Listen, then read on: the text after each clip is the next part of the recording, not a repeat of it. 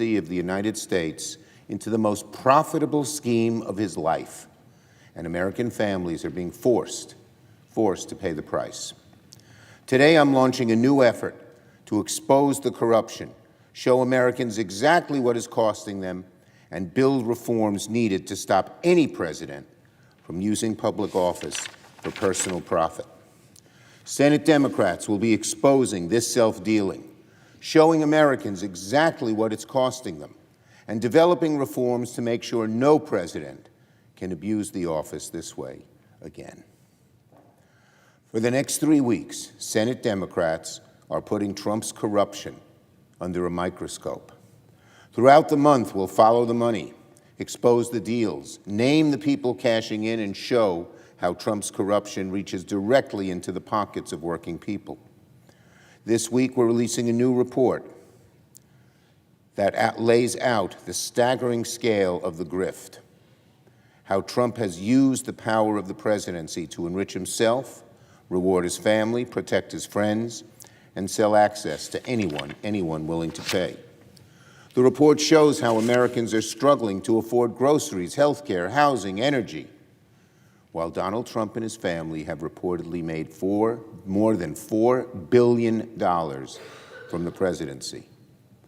We'll also be hosting another tabletop exercise with Democratic Election Task Force to prepare to counter Trump's efforts to rig the 2026 midterms. Next week, we'll hold a roundtable on how Trump's corruption is directly driving up everyday costs for the American people, and average folks will testify to what they're going through. And the following week, we'll release major legislation designed to rein in Trump's rampant corruption and to prevent any president from ever doing it again. You pay, Trump profits. That's the pattern of this administration, and we'll highlight it everywhere we see it. No amount of gold leaf can conceal the rot spreading through this White House. Corruption is not a sideshow in the Trump administration, it's the whole business model. Trump cuts protections for workers and consumers, his wealthy friends cash in. Trump cuts food assistance and health care, billionaires get another tax break. Trump hands out pardons to the rich and well-connected, accepts lavish gifts from foreign governments, and arranges sweetheart deals for his family business. Trump uses the government, Trump gets richer, Americans foot the bill. His corruption is not victimless. It has a price, and working families are paying it every single day. The average American family is already spending more than $3,100 extra because of this administration's policies. And yet, Trump still expects taxpayers to finance a MAGA slush fund they never approved, a golden ballroom they never asked for, upgrades to foreign luxury jet the president does not need. Donald Trump has turned the Oval Office into his personal ATM, the federal government into his family business, and the American taxpayer into the mark. A few months ago, Trump said, "I don't think about Americans' financial situation." Of course he doesn't. He's too busy thinking about his own. Donald Trump may believe the presidency is simply another brand to monetize, another product to sell, another scam to run, but he is dead wrong. The president belongs to the American people. It's not a license to steal, it's not a family business, and it's not Donald Trump's personal property. So throughout this month, Senate Democrats will expose the corruption that Trump wants hidden. We'll follow the money and expose the deals. We'll show who profits, who pays, and how Trump has rigged the government for himself and the people closest to him. And we'll make one thing unmistakably clear. The White House is not for sale. Trump has spent his life betting that the con will always work. This time, the American people will see exactly how the scam works and exactly who has been handed the keys to the kingdom. The Iran war.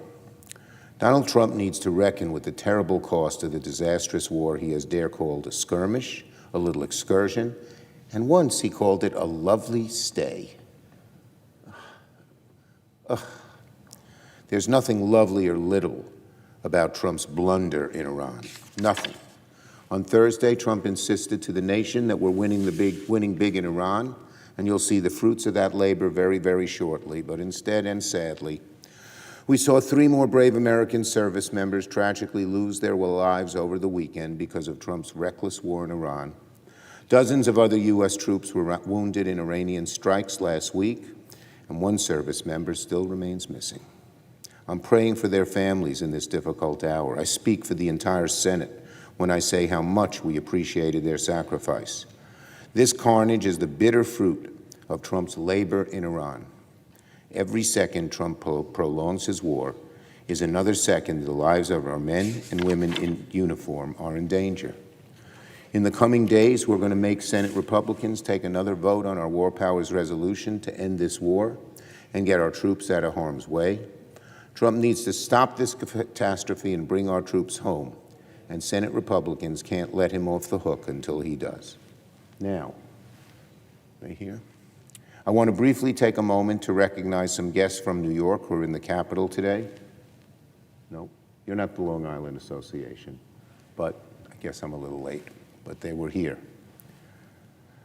The Long Island Association, a storied regional business development group, is celebrating its 100th anniversary. Some of its members traveled here today to celebrate this occasion.